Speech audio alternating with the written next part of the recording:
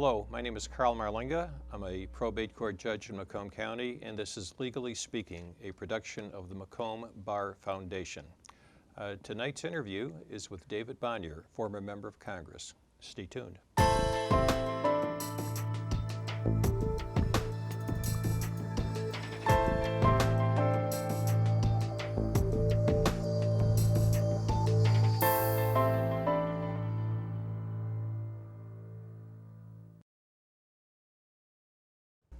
I'm Carl Marlinga, probate court judge. Our guest is David Bonior, a former member of Congress.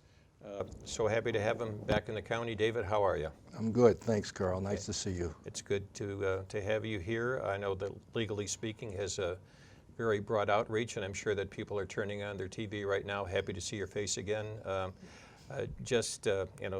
Full disclosure, for all the years you were in Congress, I was just so proud that you were our member in Congress, and thanks for all the work you did. Well, thank you. I was proud to work with you. You were a joy to work with, and still are. Oh, thank you. Okay. I'm always amazed at the way that we've aged. There are probably people graduating from high school who kind of know the name but can't quite place either you or me. And so could you give us kind of a brief history of your public life, starting with your first race and then taking us up to your years in Congress? Well, I ran for the legislature when I got out of the Air Force in 1972, and I was elected from a new district in Mount Clemens, Harrison, and Clinton Township, and part of Sterling Heights, actually. I had about 6 precincts in a corner of Sterling Heights, and I represented that district for 4 years. A congressional seat opened up, Jim O'Hara's seat, the one he represented for 18 years. And I threw my hat in a ring. We had 10 candidates, 5 Republicans, 5 Democrats, and I won that race. It was a tough battle, and I served for 26 years. I was given the honor and privilege by the wonderful people that I had a chance to represent to serve them that long, and so that was pretty much my career, 30 years of public life. And I know in your final years you were the whip. It's kind of an unusual name for people who know Washington politics. They know how significant that position is. I don't want to necessarily have you toot your own horn, but just kind of describe from a political science point of view what the whip office means and what it does. Well, it's the number 2 position in the party, whether it's Republican or Democratic Party, and it counts votes, it organizes, and that person also is engaged in strategy sessions to move the program of the party. So it's a very important position. You have to get elected by your whole caucus. So I had over 260 people participate in that election, congressmen and women from all over the country. And I was successful in 1991, July 11th, as I recall. You don't forget those. No, you don't. They get elected whip. Right. And the name is interesting. It comes from the English fox hunt. And it's a position in the House of Commons in the Parliament in England, and it comes from the hunt where you'd have a fox, you'd have a pack of dogs chasing the fox, and then you'd have all the people on the horses chasing the dogs who are chasing the fox. And the 2 people on the outside on horses had whips, and they were called the whippers in, and they would keep the dogs in line so they could focus in on the object, which was the fox. And so that was adopted by members of Parliament.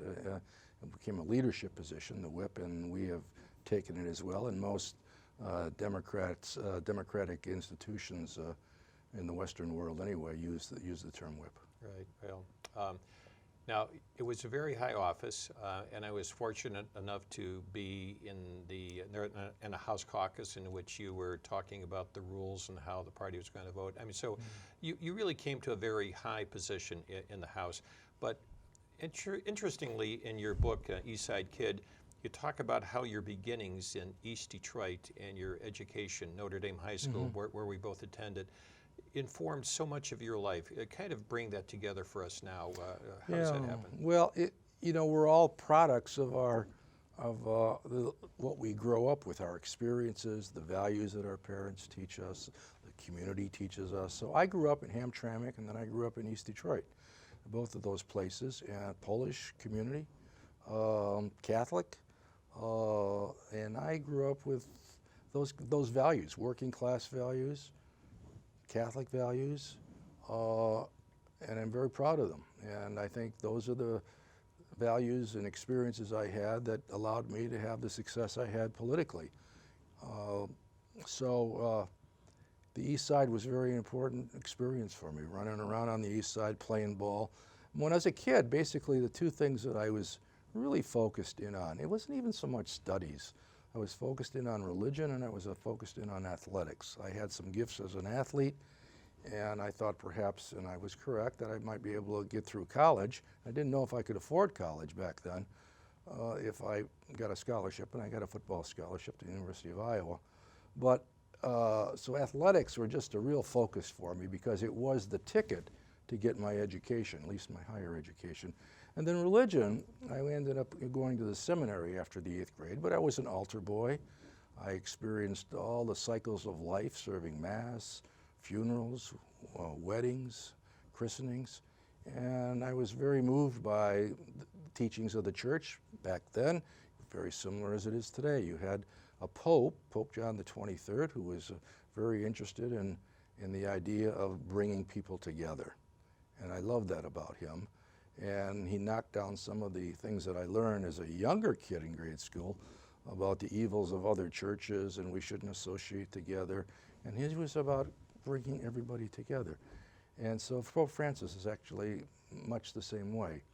And so and following, you know, the life of Jesus, it was an amazing life when you think about it. He was this pretty radical guy out there with a bunch of friends and changed the world. And his values were good, you know, taking care of each other.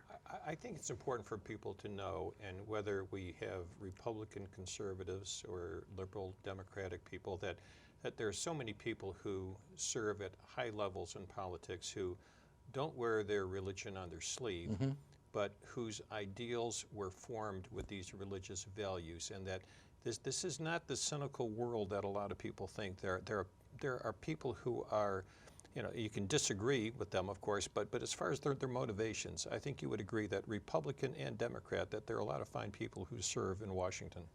There are, and in legislatures, and in city councils, and in county commissions, and all of those places. You know, you getting into this business without a good base of values and what you want to accomplish and why you're there. I mean, you're there to be a conduit for your community, a representative for your community. If you're there for any other reason, you don't belong there, and generally you get sought out and you get booted out. So so a lot of the values that bring people there for that reason come from their religion, whether it's Judeo, whether it's Christian, whether it's Islam, whether it's Hindu or Buddhist. Those are very similar values in all of those religions. And they may practice it a different way or worship a little different way, but they all have values of decency and goodness and bringing people together, although you wouldn't know it in the Middle East today. But, you know, ideally, it is a roadmap to good things. Yeah. One of the things that marked your campaigns from the very beginning is this attention to the environment, and the symbol that became your symbol, the seedlings, the trees that were passed out. About how many of those do you think were passed out in the course of your career? Well, I can tell you because I've kept track of it. Well, if you count the governor's race, when I ran for governor, and the 26 years I was in the Congress, about 1 million trees. Wow. The first campaign, 70,000, and that's how we created the upset. We passed out these little pine seedlings. And they were a result of a storm we had on March 3rd, 1976, that killed millions of trees in Michigan. It was one of the worst ice storms in the history of the country, let alone the state. And I was an environmentalist in the legislature at that time. I had done a bill to prohibit the manufacturing and sale of PCBs, or polychlorinated biphenyl. It's a very dangerous chemical product. And did some other things on Lake St. Clair and the Great Lakes. And so I had this reputation, and so it kind of fit. And I opened up the newspaper one day, and right after the storm, and Michigan State Extension Service was giving out these free pine seedlings. And a light bulb went off in my head, in my head, I should say. And I said, I can do that. So I found a farm in Allegan, Michigan that sold me a a box of 500 for $40, and we put a campaign together to go door to door, and the tree became the symbol of hope, the future, of growth, and we passed them out door to door. People planted them with their kids or their grandkids, and they became a special thing for us. And then after we were elected, every spring and fall, we'd have 2 or 3 people from our staff would go to the grade school, middle schools, and high school classes, and we would do a unit on recycling, reusing, and all of those values of the environment. Some of my staff would dress up as Woodsy the Owl, Smokey the Bear. It was quite a scene. So it became a very connected part to who we were, and worked out very well. Since we're talking about that, where do you think we are in protecting the environment these days? I mean, just open-ended question. Do you think we're doing better than we were? Are we falling back? What do you think? Depends where you are and what you're talking about, or what area. We have no choice but to do better, because the planet, I personally believe that Al Gore was absolutely right, that the planet is in danger.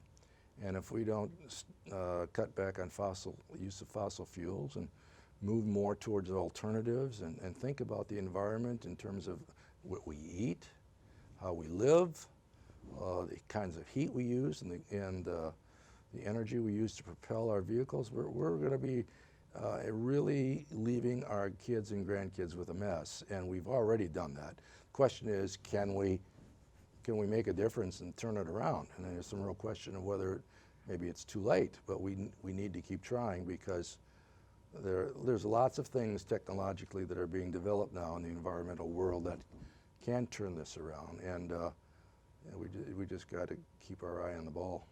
Yeah, I mean, it seems to me, and I don't want to make this a big political debate, but I think that people have to be open-minded to good science, and I think that the best science certainly tells us that global warming is a reality, that ice caps are melting, that it gets a little bit warmer every year across the world, and that also means that we have more extremes, so that we'll have super hot days and then super cold days because of this. And yet I think every time that there's a super cold day, some people say, well, look at that, it proves that global warming isn't happening, but that's not right, is it? That's not right at all, and the science is very clear on this now. I mean, very few people dispute it anymore, and it makes sense when you think about it. We're heating up the earth. I mean, when I was growing up in the 1940s and 50s, how many, what do you have, a couple of billion people on Earth? Now what do we got today? Close to 8? Yeah. And you get more people, more demands, more people want to eat meat. The eating of meat creates problems for the environment as a result of the cattle and pigs and that, and the gases that are emitted, and it's connected to a lot of things. It's not just the energy piece, it's food, it's a lot of what we do with the resources that we have and the resources that we decide to exploit. Right. Yeah. One question before our break. It's kind of a simple one, but I think it's always fascinating when somebody's been in Washington as long as you were. Who is the favorite president that you had to work with on either side of the aisle? Well, I would say Clinton was, because he was very easy to work with. I mean, I didn't agree with him on everything. I fought him on NAFTA, I fought him on some other things, but he was really into his work. Yeah, and he loved his work, and he would. He could be Clinton. I could be sitting here. We could be talking about this stuff for a half hour, and you had the feeling that he was focused in on you and listening to you and trying to learn, and vice versa, because you were so engaged with him. He was a fascinating individual. Yeah, just a short, and then we'll go to our break. I was with him once, and my wife was with us. She was not in politics at all. She was standing to the side, and he was just such a warm person. He kind of like motioned, hey, Barb, why don't you come over here? You'll like this. And I mean, it was just the kind of guy. He drew everybody, and really, partisan differences really didn't mean anything to him. He'd be very inclusive in trying to put together a coalition. Yeah. Okay, I think we're going to go to a short break now. Thank you.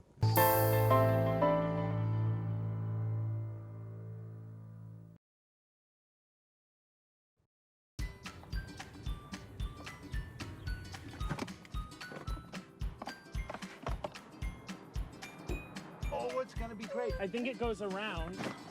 Let's go. you're practicing. You need set.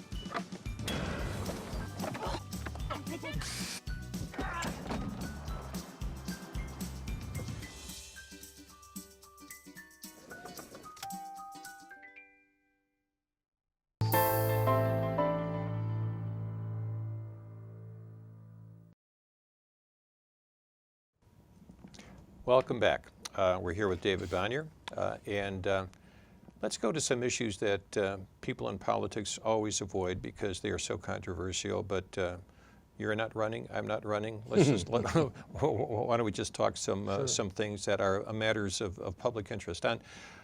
On the abortion issue, you were and are pro-life. You're a Democrat. The majority of the Democratic Party does not tend in that direction. You've held this principled position for years. Even people who are pro-choice admire you for your political courage and staying with the issue. I guess just a couple of questions. First of all, maybe a political one. Did you ever feel that your pro-life position was an impediment to you in advancing in the Democratic Party or gathering support, either when you were running for whip or the race for governor? Just tell us how, because I think this is interesting, how a person's principles sometimes comes before political advancement. Well, it was the most difficult issue I faced politically in my 30 years of political life, and it emanated from, I think, my Catholic teaching. And there was a cardinal that I was kind of drawn to as a young man, Cardinal Bernardine out of Chicago, who wrote about the seamless garment of life and connected all the life issues, whether it be abortion, whether it be war, whether it be the death penalty, whether it be sustaining life once some person's born. And he saw that as a central piece of the mission of the church and the mission of individuals in life. And he wrote extensively about it and very well. So I was drawn to that position. I will say, though, like most people who have the beliefs that I do, that I did change a little bit on it over the years, rather than believing that it started at conception.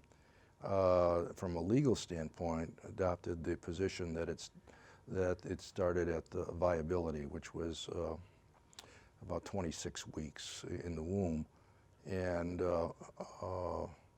so my particular opposition was to something that became known as late-term abortions. Some people call it partial birth abortions, but I took my stand on that particularly. I had a view on some of the ancillary issues, tangential issues that touched on the abortion issue that varied depending upon how they affected the general theory of seamless garment of life that I talked about. So it was a very difficult issue for me. It was an odd issue because I'm a progressive Democrat and on virtually everything else, and it became a difficult issue for me with some members in the Congress. But generally, they gave me a pass on it and in the leadership. And so a very important issue and a very difficult issue. Yeah, well, I think the thing that was clear to all is that there was really not an ounce of politics in anything that you were talking about, that this had to be decided on the merits, on the things that you really believed, and that there was no trading votes for advantage. You believed what you did, and it obviously, from what you just said, that it wouldn't completely satisfy the pro-life point of view either, who demand that the constitutional amendment talk about protecting life from conception. Right, and it certainly doesn't comport with the pro-choice people who would like to see no restrictions at all, at least most of them. And so, but I think that's important again to bring out probably the theme of what I'm trying to get across over here for young people who are thinking about a career in politics, is that you don't have to give up your ideals in order to run and be successful in politics and make an impact. Another issue that is very divisive is the whole Middle East issue. you were a supporter of Israel, defended its right to exist, to defend its Still am. borders, and still am. But I know that probably there are people of Arabic descent or with relatives in the Middle East who recognize your name as the one person that they could count on Congress to make sure that Arabic-speaking peoples had a fair shake, both in terms of immigrants to the United States, as well as making sure that displaced persons in the Middle East were not without a voice. Just tell us about how you got into that. Well, I worked very closely with the different Arab communities, Arab American communities in the United States and some of the Muslim communities over the years because of the rather strong representation in southeastern Michigan, particularly in Dearborn and some of Detroit, but now, of course, even in Macomb County as well. And I've always thought, with respect to Israel and the Palestinian issue, that the Palestinians had a good argument in terms of a two-state solution, and I've always been opposed to the positions of the more conservative Israeli government. Netanyahu was a good example of it, of building settlements that really denied the opportunity for a two-state solution, or even a Gaza piece of that as a solution. And I think that has really bothered me, and that's one of the reasons I've spoken out against some of the Israeli policies over the years. And it's horrific what has happened there. I mean, it's not only in Palestine and in Gaza, but of course now throughout the whole Mideast. And of course the Arab leaders are not without blame as well. We had some terrible leaders in Libya, Gaddafi, and then Assad, him and his father in Syria, the fella in Iraq, some really poor leadership. And so that's what's been lacking, really not good leadership. And I would say in both countries. Now, Israel has had some good prime ministers, but they've had some really bad ones too. And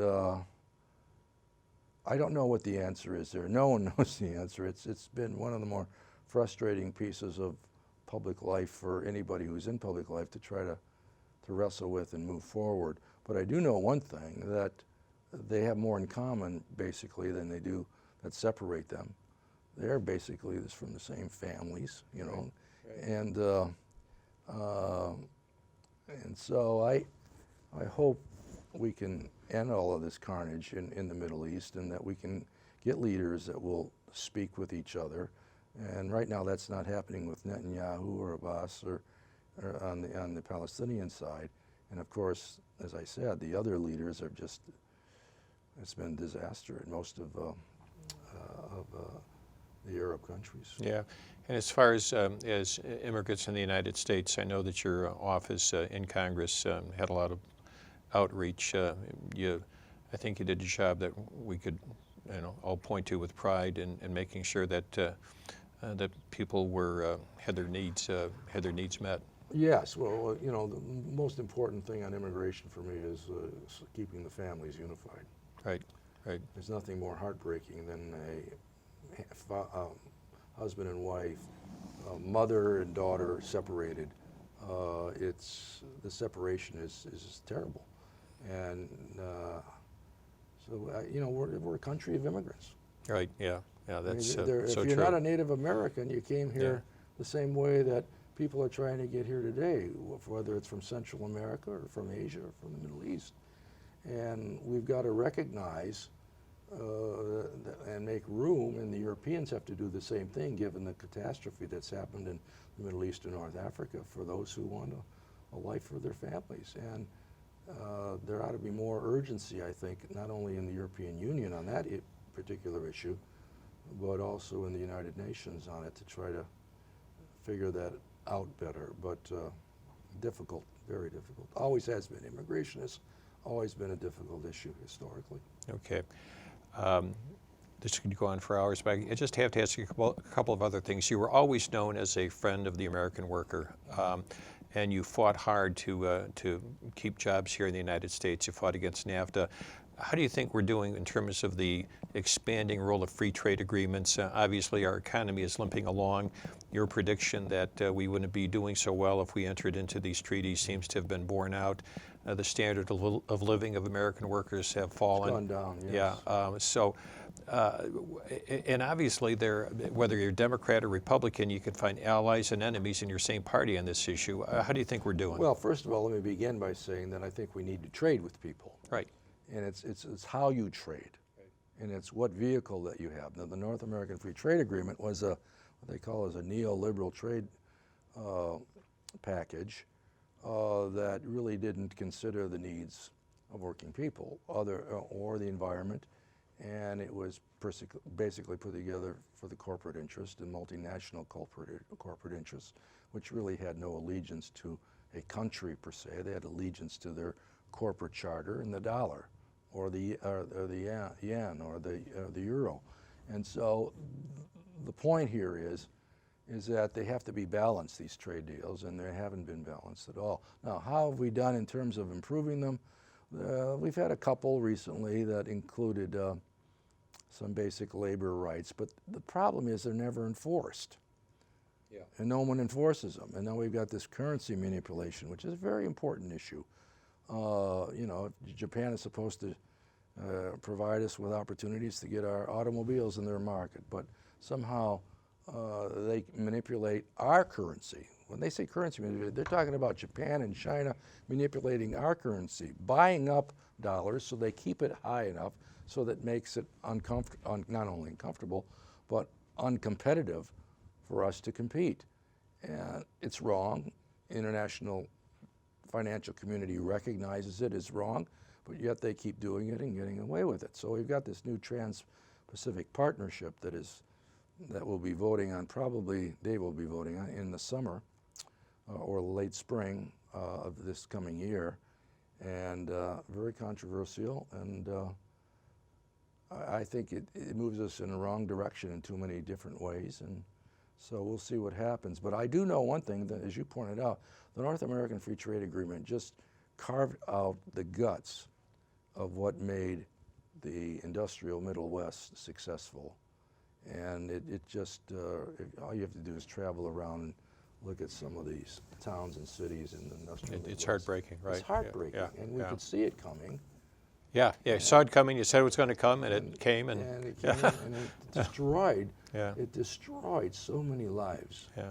In our final minute and a half or so, you're an author, you've written one book, you got another one coming up. Tell us about those. Well, the first book was about growing up on the east side of Detroit. It's called East Side Kid. It's about the values and experiences of youth and what gave me the opportunity to have a public life later.